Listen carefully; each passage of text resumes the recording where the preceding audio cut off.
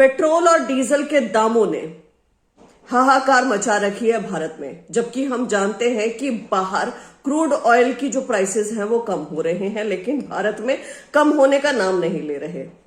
इस पर एक सवाल पूछा गया राज्यसभा में विपक्ष द्वारा, जिसका जवाब भारत सरकार ने लिखित में दिया है। और वो लिखित में बता रहे हैं कि पिछले 5 साल में जो भी उन्होंने पेट्रोल डीजल के ऊपर टैक्सेस, सेस या ड्यूटी लगाई है, उससे भारत सरकार ने 36,58,354 करोड़ रुपए कमाए हैं।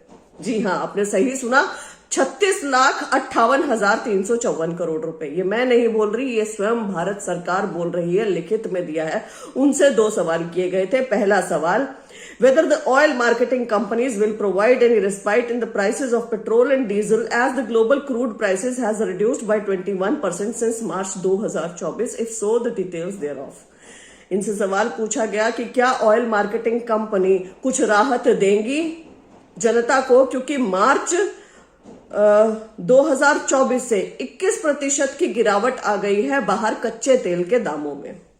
और दूसरा, यदि नहीं देती है तो कारण बताइए क्यों नहीं देंगी। और तीसरा, डिटेल बताइए कि रेवेन्यू कितना कलेक्ट किया है सेंटर ने अपनी एक्साइज ड्यूटी, टैक्सेस और सेस लगाकर मई 2019 से अब तक।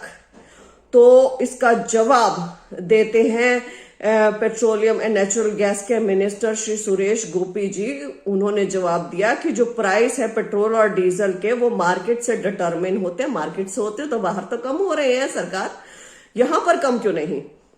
और public sector oil marketing company appropriate decision ले लेती है और उस हिसाब से प्राइस रखती है। दूसरा, उन्होंने कहा इंडिया इंपोर्ट करता है, आयात करता है 85% क्रूड ऑयल रिक्वायरमेंट, और क्रूड ऑयल का जो प्राइसेस, जो कंट्रीब्यूशन स्टेट एक्सचेकर में हुआ है, जो इन्होंने कमाई की है 2019 और 20 में कच्चे तेल जो इंपोर्ट किया गया भारत में, उससे कमाई की 5,55,370 करोड़ रुपए। 2020-21 में 6,72,719 करोड़ रुपए। 2021-22 में, मैं कोरोना की भी बात कर रही हूं, 7,74,425 करोड़ रुपए। 2022 और 23 में 7,48,718 करोड़ रुपए।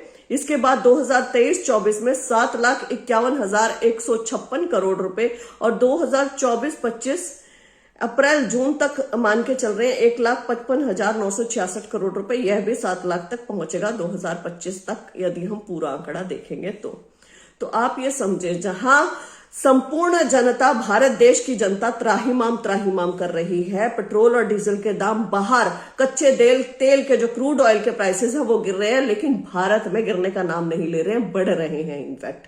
और ये जो महंगाई है, जो आज मुद्दा ही नहीं है, जो कांग्रेस के समय मुद्दा था, आप पढ़ते होंगे पोस्टर्स पे आता था बहुत हो गई महंगाई की मार, अब मोदी सरकार, ये सब कुछ आता था। तो महंगाई का मुद्दा एकदम से खत्म कैसे हो गया?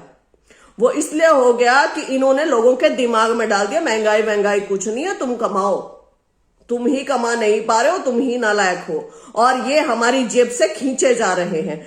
आप ये चीज मानकर चलें कि कच्चे तेल के दाम यदि बाहर गिरते हैं तो यहां भी गिरने चाहिए, यहां नहीं गिर रहे हैं, यहां उतने ही है, तो कमाई सरकार कर रही है और लोगों की जेब से पैसा खींचा जा रहा है। पेट्रोल और डीजल के प्राइसेस कम नहीं होंगे तो इन्फ्लेशन ऐसे ही रहेगा। इन्फ्लेशन होता है महंगाई बढ़ती जाएगी। यदि तेल की कीमतें घटेगी तो ही महंगाई घटेगी, यदि तेल की कीमतें बढ़ती रहेंगी तो प्रत्येक चीजों की महंगाई बढ़ती चली जाएगी।